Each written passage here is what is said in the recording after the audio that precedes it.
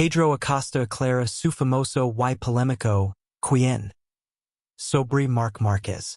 Pedro Acosta no atraviesa su mejor momento en MotoGP. Al menos en lo que a resultados se refiere. El joven piloto del Red Bull KTM Factory Team no ha podido brillar como se esperaba en este arranque de temporada. Su mejor actuación hasta ahora en una carrera larga ha sido una discreta octava posición. Lejos de los puestos de cabeza que muchos imaginaban para él.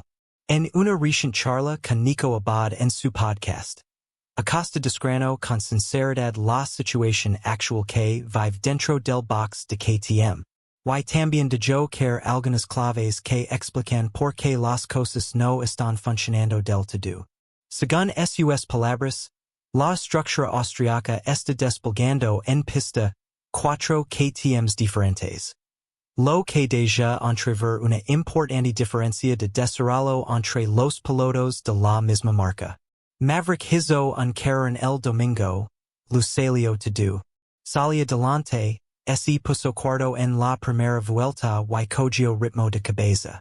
El domingo por A o por B, iba bien.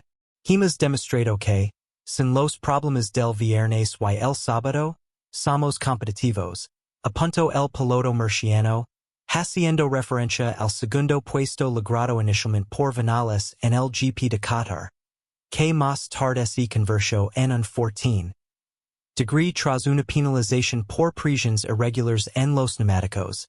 La cuestión de las diferencias que existen entre las cuatro RC16 también fue mencionada por Nia Bastianini, compañero de Viñales en el equipo satellite KTM Tech 3. Aunque ninguno entró en detalles técnicos. Acosta, eso sí, sugirió que Viñales podría estar utilizando una configuración diferente, diseñada para modificar la distribución de pesos y combatir el temido chattering que sigue afectando a varias unidades de la moto austriaca. Corrimos con muchos problemas alrededor. La carrera del sábado, el sprint comparada con la de Maverick el domingo fue como el día y la noche. Y la moto del sábado era la misma que la del domingo. Destacó Acosta, dejando entrever que el comportamiento de la moto varía incluso de un día para otro, sin que haya cambios significativos en su setting. Durante la conversación con Abad también hubo espacio para comentar la reciente polémica surgida tras su paso por el programa La Revuelta. Ali, David Broncano le preguntó por Marc Márquez. Y Acosta respondió con un irónico, ¿quién? Lo que encendió las redes sociales. Las críticas no se hicieron esperar, aunque el murciano quiso aclararlo todo. Se montó un pollo que flipas. Se malinterpretó mucho. Hay que entender que el programa de Broncano es de humor. No es una entrevista seria como la del hormiguero. Se malinterpretó y se puso un poco por las nubes de lo que fue. Hay que entender cuando es algo serios y cuando no. La bola ya ha empezado a brillar. Y es lo importante. Explicó. Acosta también se refirió directamente a Marquez, con quien todavía no ha tenido oportunidad de medirse de tú a tú en conditions reales de lucha. Más que ganas de ganarlo, tengo ganas de poder perder contra él. Cuando estás luchando contra alguien así, es un paso muy grande, incluso cuando pierde contra él. Comentó, valorando lo que supondría competir al mismo nivel que el 8 veces campeón del mundo. En cuanto al rumor que circula por el paddock sobre una posible llegada del propio Acosta a Duca en el futuro, el murciano no cierra ninguna puerta, especialmente después de saber que el propio Marquez no pondría objeción a su fichaje. Si una leyenda de las motos o un piloto de su nivel dice eso, es un halago para mí. El futuro lo dirá. El tiburón de Mazarrón criticó con la norma de la presión de los neumáticos que provocó que Maverick pasara de ser 2 degrees a 14 degrees por una penalización. La gran y agradable sorpresa de la carrera dominical disputada En el trazado de la Zale fue la colosal actuación de Maverick Viñales. Tan imprevisto fue que el propio Marc Márquez, indiscutible número 1 del fin de semana de competición en Qatar, resaltó en su análisis posterior al evento que cuando lo había adelantado Viñales, pensaba que era Acosta.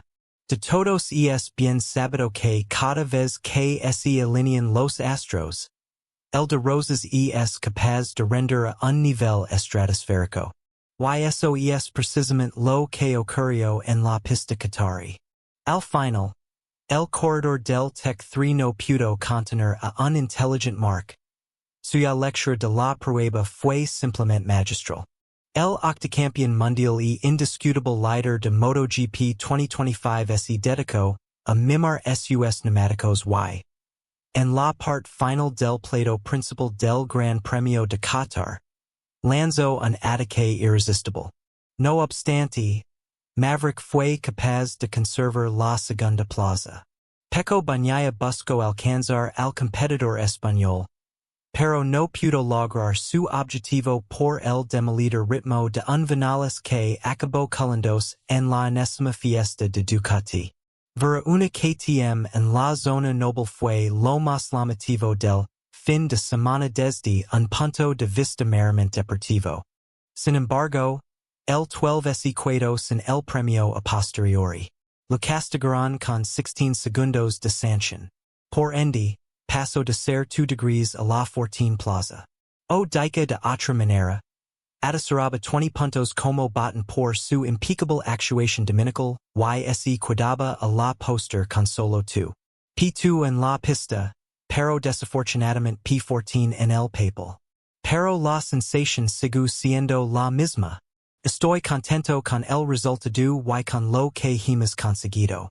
Hoy ha sido una muestra de nuestro potencial. Lideramos, lucamos, creemos, y no hay sanción que pueda quitarnos eso.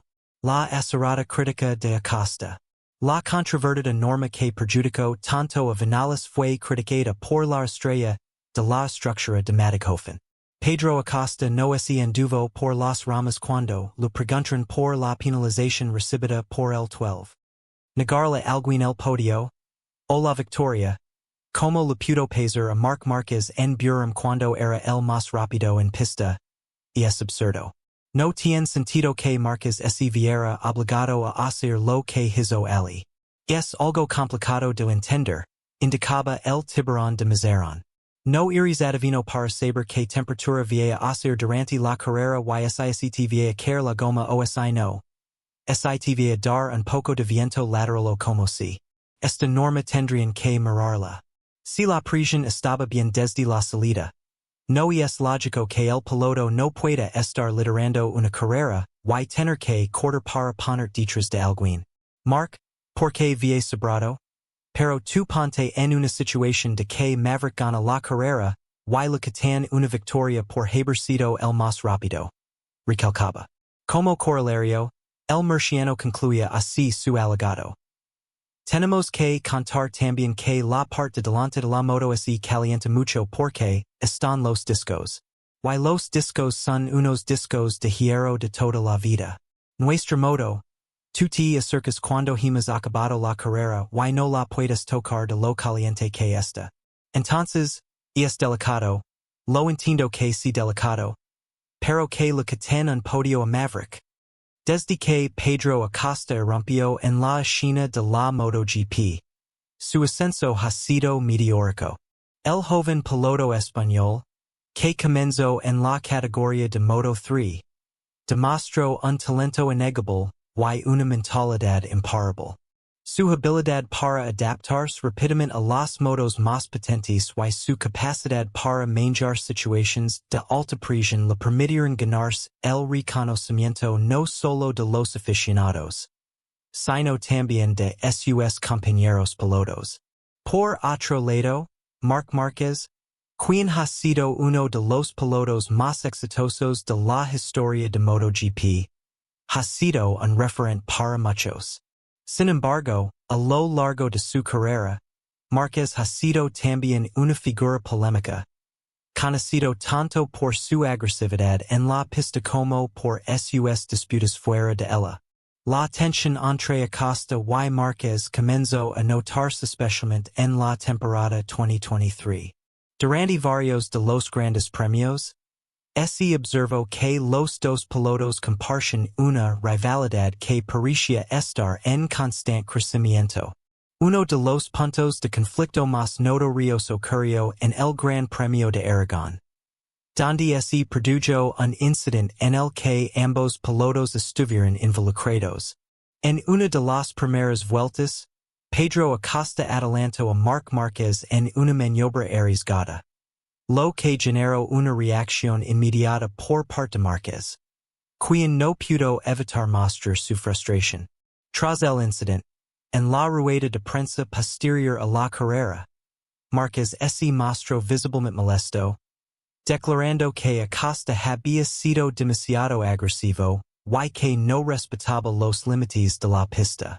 Por su parte, Pedro Acosta respondió con calma, explicando que su intención no era hacer daño a Marquez, sino simplemente defender su posición y demostrar su potencial. Sin embargo, la manera en que ambos pilotos manejaron la situación no hizo más que alimentar las tensiones entre ellos. Los medios de comunicación, al igual que los seguidores en redes sociales, se dividieron entre quienes defendían la agresividad de Acosta y quienes consideraban que Marquez tenía razón al sentirse incómodo con el estilo de conducción de su joven rival. A lo largo de las siguientes carreras, la rivalidad entre Acosta y Marquez se fue intensificando. En cada gran premio, se podía ver cómo se mantenían bajo constante observación, no solo por su rendimiento en la pista, sino también por la manera en que se interactuaban. Los enfrentamientos directos se volvieron más frecuentes, y el presionamiento a medida que ambos pilotos luchaban por las posiciones más altas en el campeonato. La tensión alcanzó su punto máximo en el Gran Premio de Japón, donde Acosta y Márquez tuvieron un incidente aún más polémico. Durante esa carrera, Acosta y Márquez lucharon codo a codo por la victoria, lo que llevó a un intercambio de maniobras muy agresivas. En una de las últimas vueltas, Acosta hizo un adelantamiento arriesgado, casi tocando la rueda trasera de Márquez. Aunque no hubo contacto, la maniobra fue suficiente para generar una gran controversia. Márquez, al cruzar la línea de meta en segundo lugar, no ocultó su descontento y declaró que la acción de Acosta era peligrosa y antideportiva.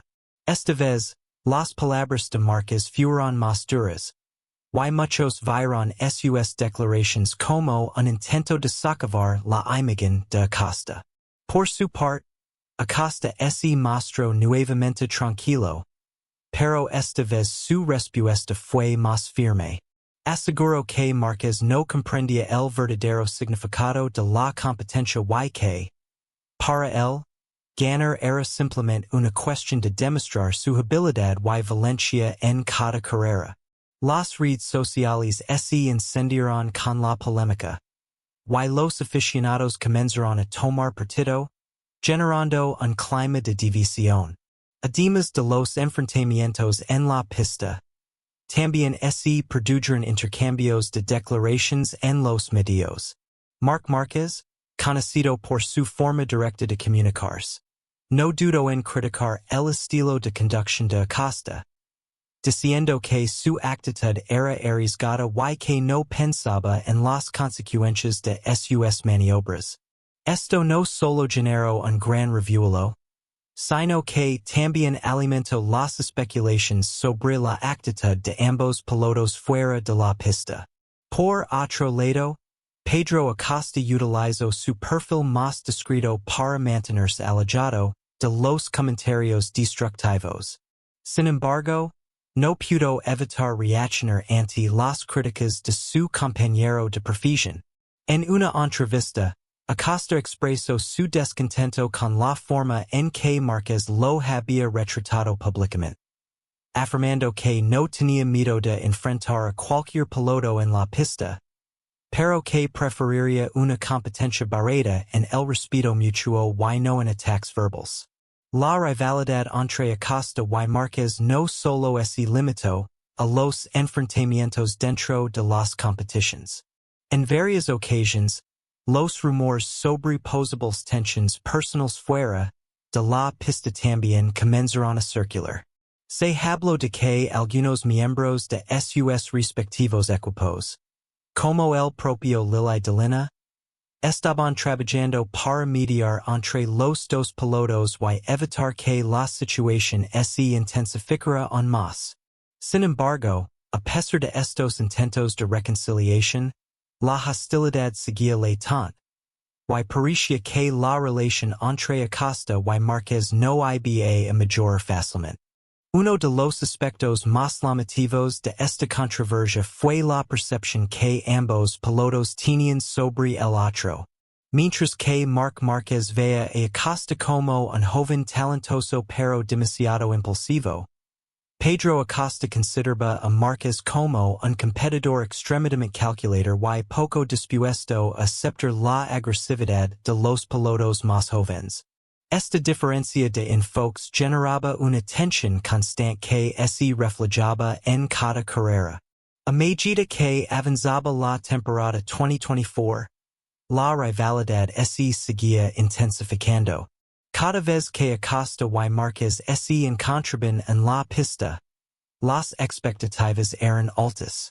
Los aficionados esperaban ver una batalla épica entre estos dos pilotos, sabiendo que cualquier movimiento erróneo podría desencadenar una nueva controversia. El Gran Premio de Italia fue un ejemplo claro de esto. Durante la carrera, ambos pilotos lucharon por la posición, y aunque no hubo contacto directo, las maniobras de adelantamiento fueron tan ajustadas que la tensión fue palpable. En ese Gran Premio, Maverick, quien también se encontraba en la lucha por el título, observaba de cerca lo que ocurría entre sus dos compatriotas.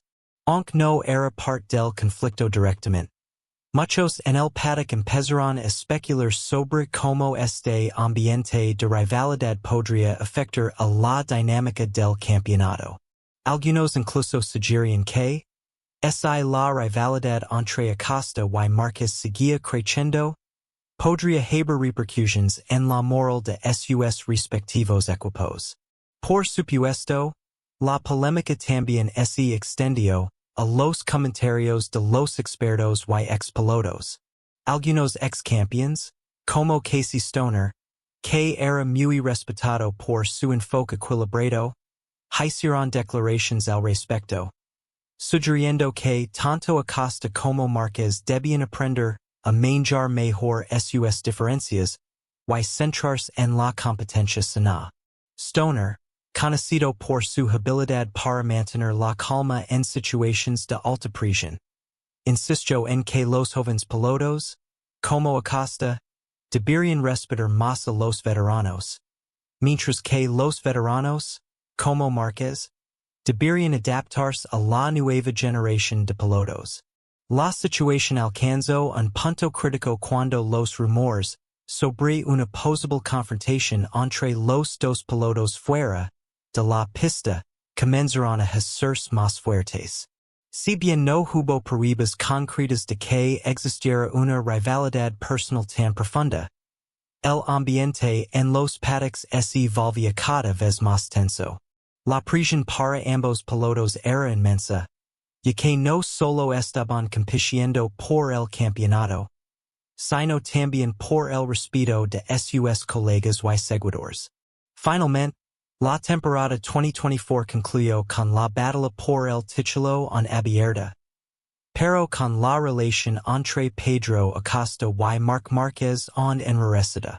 Mientras que algunos esperaban que el tiempo fuera capaz de calmar las aguas, otros temían que la rivalidad entre los dos pilotos solo continuara creciendo. Sin duda, este conflicto sería uno de los temas más comentados en los próximos años. ya que ambos pilotos representan el futuro de la MotoGP, y su relación podría ser clave para el desarrollo de la competencia en los próximos ciclos. En resumen, la controversia entre Pedro Acosta y Marc Márquez ha sido una de las más complejas y fascinantes de los últimos tiempos. A través de una serie de incidentes en la pista, declaraciones públicas y tensiones internas, ambos pilotos han mostrado que la rivalidad en el deporte de elite puede trascender las barreras de la competencia pura, afectando incluso las dinámicas personales y profesionales. A medida que la historia de la MotoGP avanza, será interesante observar cómo esta rivalidad sigue evolucionando y cómo influye en el futuro de la categoría. Lo interesante de la rivalidad entre Acosta y Márquez es cómo ambas figuras se ven el uno al otro, y cómo sus diferencias personales se reflejan en sus enfoques sobre la competición. Mientras que Acosta ha sido descrito por algunos como un joven con una gran capacidad para desafiar los límites de lo que es posible en la pista, Márquez, al ser un piloto más experimentado, tiende a ser más cauto y estratégico. La forma en que ambos pilotos se enfrentan no es solo un reflejo de su personalidad, sino también de las expectativas que se tienen de ellos, tanto dentro como fuera del mundo del motociclismo. Una de las características más notables de la rivalidad entre estos dos pilotos ha sido la manera en que se manejan las tensiones en los momentos clave. En sus primeros encuentros, muchos observan cómo Acosta, con una actitud audaz, no dudaba en desafiar a Márquez en cada curva, en cada adelantamiento, mientras que el veterano piloto se mantenía firme, sin mostrar debilidad, pero también sin permitir que las maniobras del joven piloto lo desestabilizaran.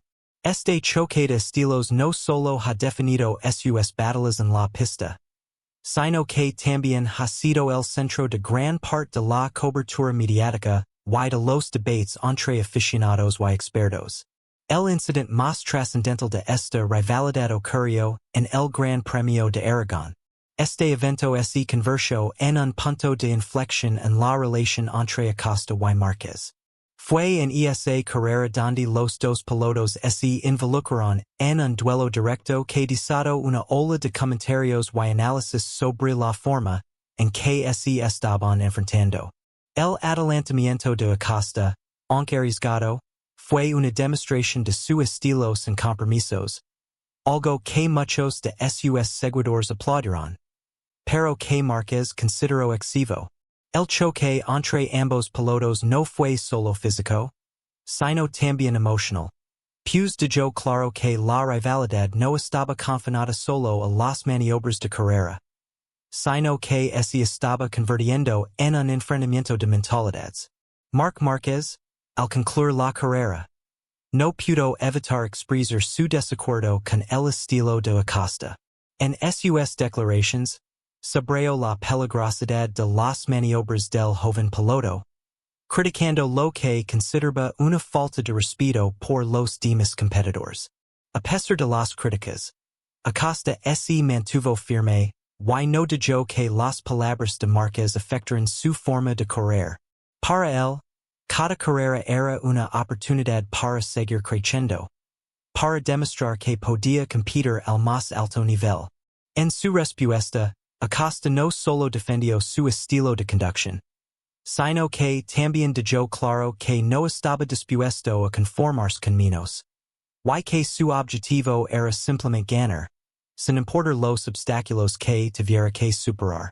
La batalla verbal entre ambos pilotos continuó más allá de la pista. A medida que se sucedían las carreras, las tensiones se mantenían altas, y la pregunta sobre quién tenía la razón se convirtió en un tema de debate constante. Mientras algunos consideraban que Acosta debía suavizar su estilo para evitar los riesgos innecesarios, otros sostenían que la juventud de Acosta le daba el derecho de tomar esos riesgos, como una manera de afirmar su presencia en el campeonato.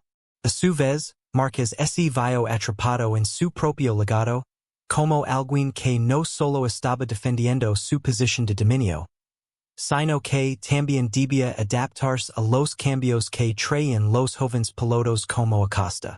Este enfrentamiento entre generaciones y filosofías sobre el motociclismo moderno es, sin duda, una de las razones por las cuales la rivalidad ha trascendido el ámbito deportivo y se ha convertido en un tema cultural dentro del motociclismo. La gente comienza a debatir no solo sobre quién es el mejor piloto, sino sobre qué tipo de enfoque debe prevalecer en el futuro de la MotoGP. El estilo agresivo y audaz de los jóvenes como Acosta o la estrategia y cautela de los veteranos como Marquez. Es interesante observar cómo este tipo de rivalidad afecta no solo a los pilotos, sino también a los equipos. La presencia de figuras como Lili Delina, el director de Ducati, quien tiene la tarea de mantener la armonía dentro de su equipo, demuestra cómo las tensiones pueden influir en las dinámicas de los equipos. En la MotoGP, los equipos son fundamentales para el éxito de sus pilotos, y la rivalidad entre pilotos no solo afecta a su rendimiento individual, sino también a la moral y la cohesión del grupo. Los comentarios de los pilotos, las tensiones en las ruedas de prensa y las declaraciones en los medios pueden tener un impacto directo en la forma en que los equipos gestionan sus relaciones internas. Y esto es algo que no se puede pasar por alto. En este sentido, la figura de Maverick, quien a menudo se encuentra en medio de este conflicto sin ser parte directa de él, puede ofrecer una perspectiva interesante. Al ser otro piloto de gran talento, pero con un enfoque quizás más equilibrado, Maverick puede observar las dinámicas entre Acosta y Márquez con una mentalidad más pragmática. Sin embargo, incluso él no puede evitar verse influenciado por las tensiones que se viven en el paddock, y que el ambiente competitivo es tan intenso que incluso los pilotos que no están directamente involucrados en la rivalidad sienten su peso. Mientras tanto, las controversias y las discusiones continúan alimentando las redes sociales y los medios de comunicación, donde los aficionados a menudo toman partido por uno y otro piloto, generando una atmósfera de constante especulación sobre quién tiene la razón. Este ambiente de polarización, aunque común en el deporte de élite, ha elevado la rivalidad entre Acosta y Márquez a un nivel que va más allá de lo deportivo. Los aficionados se sienten profundamente conectados con los pilotos, y las discusiones sobre quién es el mejor o quién tiene más talento reflejan como el motociclismo moderno se ha convertido en una cuestión de identidad, de valores y de perspectiva sobre lo que significa ser un verdadero campeón. En conclusión, la rivalidad entre Pedro Acosta y Marc Márquez no es simplemente un enfrentamiento de dos pilotos en la pista. Es un choque de generaciones, de mentalidades, de filosofías sobre lo que debe ser el motociclismo moderno. Esta disputa no solo define sus carreras, sino también el futuro de la MotoGP. Si bien es posible que, con el tiempo, los dos pilotos encuentran un terreno común o que uno de ellos prevalezca en la lucha por el campeonato, lo cierto es que este conflicto ha dejado una marca duradera en la historia del deporte. La manera en que se desarrolla esta rivalidad en los próximos años podría ser determinante para la evolución de la MotoGP, pues refleja las tensiones inherentes a la competición en un deporte tan exigente como el motociclismo de élite. Lo que está claro es que la historia de Acosta y Márquez será recordada como una de las rivalidades más fascinantes y complejas de la historia de la MotoGP.